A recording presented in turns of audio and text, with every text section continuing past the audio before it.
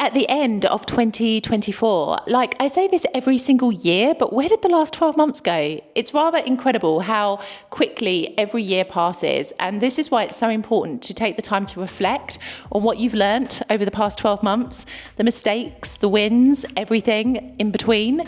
And in today's video, I'm going to be sharing with you some of the biggest lessons that living in South Italy in 2024 has taught me, and hopefully you can gain something from it as well and apply those lessons to your very own life. So the first lesson that 2024 in South Italy has taught me is the power of consistency. Now, I've spoken about this a lot in other videos, but it is the small, consistent actions that really make a huge difference to your goal, your experience, your outcome. Now, I liken this a lot to my own language learning. So at the beginning of this year, I was very, very strict. And every single morning, I would spend between 15 to 30 minutes studying Italian. Now, as the year has progressed, my routine has relaxed a little bit. And now I'm not so much sitting down studying with my book, but I'm absorbing Italian in different ways through watching television shows of an evening, through really paying attention more to people when they're talking to me and when I'm reading things. So I've kind of evolved my learning a little bit as the year has progressed, primarily because I've been pretty busy and my routines have changed a little bit. But nevertheless, it is those small, consistent actions that make a huge difference, especially when it comes to learning Italian. People often think you've got to spend hours every single week in order to make progress. I say that's not quite true, because not only do you probably not have hours to spare every single week to dedicate to learning Italian, but also our attention spans are not wired to spend hours at a time doing one particular activity. You've got to keep it short and sweet to therefore keep your focus and attention. So I always say 15 to 30 minutes every day is far better than trying to find 2 or 3 hours kind of as a solid chunk of time in the course of a week, because usually that kind of time we don't really have available just for one activity. So this is something that I think you can definitely apply, especially if you're planning to move to Italy in 2025 or even beyond. If you've got a really, really big goal, don't just focus on taking big steps. Focus on the consistency of your actions. Taking small actions every single day towards that big goal will bring you even quicker to your goal than taking big leaps. And that is something that I've really, really learnt over the course of this year. And I've also learnt how you actually get better through consistency, especially with this YouTube channel. At the beginning of this year, I made a kind of commitment to myself that I wanted to increase the content that I was producing. And I wanted to go from 1 long form video a week to 2. I wanted to do more shorts. I wanted to use my community tab more. And I've definitely managed to master that over the course of this year. And now I feel like I've got a really consistent posting schedule, and I'm better on YouTube now than I probably ever have been up to now. So that is the power of consistency. And as a result, you get better at your craft the more that you are putting the work in to master it.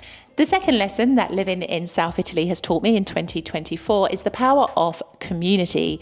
Now, I've always known that Italy is this type of country. It is a country that thrives on connections. It's really not about what you know, but who you know. And I've seen that over the course of this year. When we've needed to get things done, when we've had a problem and we've needed some help, it is those connections that we have here that have made an absolute world of difference. And it's something that I think people underestimate when they decide to move to Italy. Integrating yourself here isn't easy and doesn't necessarily happen overnight, particularly if you don't have any existing connections here at all. But with consistent action, you can start to build your community. So these two go really nicely together, hand in hand. I will say that community really changes your experience. I definitely feel like I have a little community around me now, and it has changed my experience radically because I feel more comfortable. I feel like I have support when I need it. And I feel like if I had a problem, I would know someone who could help. And really, when I tell you that changes everything, it changes everything. Now, a lot of people aren't necessarily in that position at the moment, and many people turn to online communities for support. And I'm a big advocate of expat groups on one hand, because they do help to put you into contact with other people who understand and get what it means to live in another country and all of the trials and tribulations that come with that. However, they can be quite negative spaces, and so you do have to balance your kind of perspective of them and the information that you receive in them. I've also tried my best on this channel this year to build a community, and I see it now, like perhaps more than ever before. I recognize those of you who regularly comment on my videos. I had my end of year stats through from YouTube. It said that I had over 3,000 comments on my videos, which equates to around 250 comments every month. And for 8 videos that I post, that is pretty darn wonderful. And I like it because I see people supporting each other. I see people asking questions. I feel that there is a sense of community here without judgment, because, you know, in those expat groups, you do have a little bit of judgment sometimes. You've got an idea, you've got an experience you want to share, and somebody's got an opinion about it. But here on this channel, I feel that for the most part, there is a lack of judgment, and people are just curious to know more about experiences and support each other where they can. And I love that so much. So that I have also designed 2 exclusive membership tiers on this channel, which I launched just this week, the Espresso Club and the Aperitivo Lounge. If you're interested to know more about these particular membership tiers on this channel, then go ahead and click the join button below and watch the video that goes with that, so that you can understand a bit better about these exclusive memberships that are going to give you even more of a sense of community than what you already get on this channel.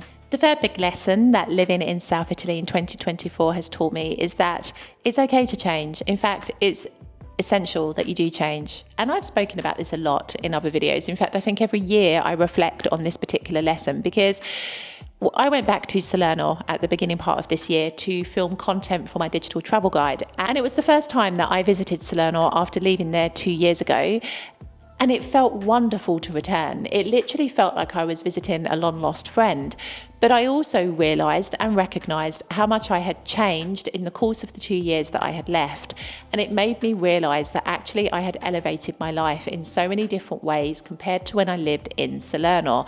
I needed to come to Palermo to shake me up a little bit and to teach me things that I just hadn't learned in the 4 years that I had lived in Salerno. And it was a beautiful moment for me, because it was like a full circle moment. When I made the decision like 2 years ago to leave Salerno, I was on the fence a little bit. I wanted to do it because I knew that I had outgrown that city, but also there was that feeling of comfort. When you're in your comfort zone, you know exactly what that feels like. You don't want to disrupt the security or the illusion of security that it brings, but really, this was the best decision that I made, and I've definitely elevated my life as a result of it. So, you know, like, this is it. Sometimes you've got to make those changes that feel super scary to better yourself and improve your life. And that is why I say to you, change is essential and change is wonderful. And it's also wonderful when you change your idea about things as well, because this year I published my second book, Lessons from the Boot, but that book was never going to be called that at the very beginning. It was going to be called this wonderful word here, which has a multitude of meanings, from being a part of the male anatomy to being something fantastic or something really crude.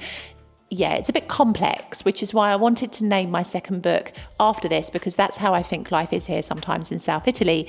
But you see, I kind of didn't feel in alignment with that in the end. And so as a result, I went along the lines of recreating my podcast season 1 into a book, and that felt so much better and so much more in alignment with what I wanted to do. And making that change meant that I actually made progress and produced, as a result, my book. So, you know, it's okay to make changes. It's okay to change yourself, to change aspects of your life, to change your mind about something. It's totally okay. And I really think if you go through life and you never make any changes, you live a bit of a limited existence. So don't be scared of change. The next lesson that I have learned this year, living in Italy, is that you've just got to let people be them. And, you know, I'm super excited. I've spoken about this a lot recently, actually, but my first book of 2025 is actually going to be Let Them by Mel Robbins, because I really think it sums up and encapsulates a lot of the experiences that I have had this year here in South Italy. We go through life sometimes and we feel like we need to control every single situation, but there are so many aspects of life that we literally cannot control. There are so many things that we have no power over, that you just have to let them be as they are. And that also includes other people. And I noticed living here that people can be really fickle. People can be just as they are anywhere in the world. And yet there is this really romantic stereotype that is often portrayed of people in South Italy especially as being really wonderful and exceptional and warm-hearted and kind. And I will say that I have had that as my experience probably like 80% of the time. But I would also say that I have met people who do not fit into that category, and people who on the surface might seem that way, but underneath there isn't any depth and it's a little bit shallow. So I do think that you have to remember that people here in Italy are humans, and they are no different to people from any other country around the world. I find sometimes that you have to respect people for their beliefs and their experiences.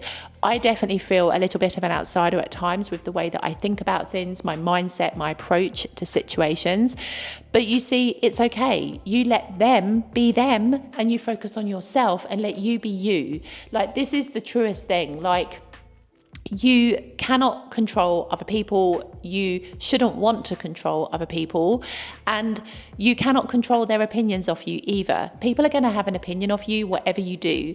Whatever you do, you could be perfect in inverted commas on paper, and there will be somebody who has an opinion about you in a negative sense. So you just have to be you. And I've embraced this a lot this year on this YouTube channel because, you know, I've had a bit of a wobble now and again with the content that I produce, because I think sometimes people think it's quite negative because I share the reality of life here, which isn't always pretty.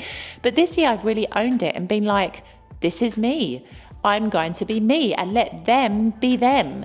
The people that don't enjoy watching my content do not have to stay and watch it. And I would rather that they didn't, because I want this channel to be with the right audience and the right people who really benefit from what I'm producing. I'm not here to produce the vanilla fairy tale content. You all know this by now. I'm here to tell you what it's like so that you can make a truly informed decision about whether or not this part of Italy is right for you. If you only ever watch the fairy tale vanilla content, you are not able to make an educated decision as to whether or not this is what you should be doing. And so it's been pretty wonderful to embrace that fully, actually, and to get really, really clear as well that I cannot be everything for everyone.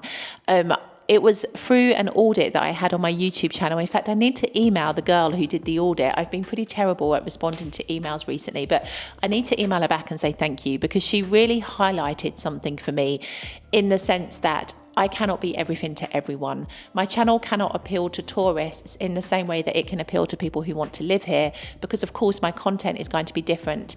There's no crossover. So it's really interesting to realize that.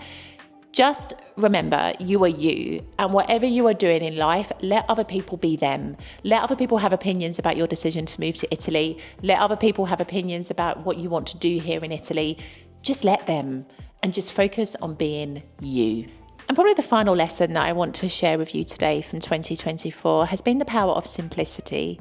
Now, I come from a country which at times can be pretty materialistic. And, you know, I think in society in general, it's quite materialistic. People believe that the flashy items, the flashy cars, the designer goods, they are what you should be aspiring to have. But I have really come to see things from a different perspective. In fact, I've read a lot of amazing books this year, and pretty much the message contained within all of them is that a truly wealthy person doesn't need to show off designer goods and doesn't need to brag in that way about their wealth. In fact, you would probably never even know that they are wealthy. You might even think the complete opposite. Somebody who doesn't have a lot of money, on the other hand, though, is the person that really demonstrates the brand. So they wear like the flashy designer clothes and they have like all the flashy cars, but deep down they're not as truly wealthy as you may believe. It's a show. And so it's interesting because simplicity really is the thread and key to life, I believe. And I've really made my life more simple. I definitely don't buy clothes in the same way that I used to back in the UK. I used to go shopping very frequently in the UK, but here I buy pieces when I need them. In fact, I recently changed over my wardrobe to the winter wardrobe. I know it's Sicily. We don't need to do this as early as other countries. And when I did so, I actually made a point of kind of going through my wardrobe, removing clothes that I don't wear, and then I was able to replace them with new items that I knew that I would would wear and love. So I've definitely become less materialistic. I'm definitely somebody who only buys what I need. I'm not tempted to buy things just because it's on sale or just because it's Black Friday. I've learned to be more content with the things that I have and to really appreciate the things that I have, because I have made some mistakes in the past with buying things that I didn't need or that now I don't really use. So now I'm a lot more kind of aware of what I'm buying and what I'm using, and I like living a more simple life. I like just appreciating the things that I have and not feeling like I need to have more and more and more and more. I like wearing clothes a lot, to the point where I'm like, okay, it's time to change. I don't feel the need that every single day I have to be looking like I'm on a catwalk. I look good for me, and that is the most important thing of all. It is this. Living a simple life is so underrated. And I think, we get lost in the world of social media and in the consumerism that exists nowadays in society, but that's not what it's all about. Living simply, enjoying and appreciating what you have, spending time with people that light you up, they are things that no amount of money or designer goods could supply you with. And so that has probably been one of my most beautiful lessons that I have really embraced in 2024. I hope this video has given you a little bit of an insight into kind of what it can be like to live here in South Italy and the kind of lessons you can learn. And if you're interested in diving a little bit deeper into what it's really like to live here in South Italy, I suggest you watch this video next. I will see you in the next video.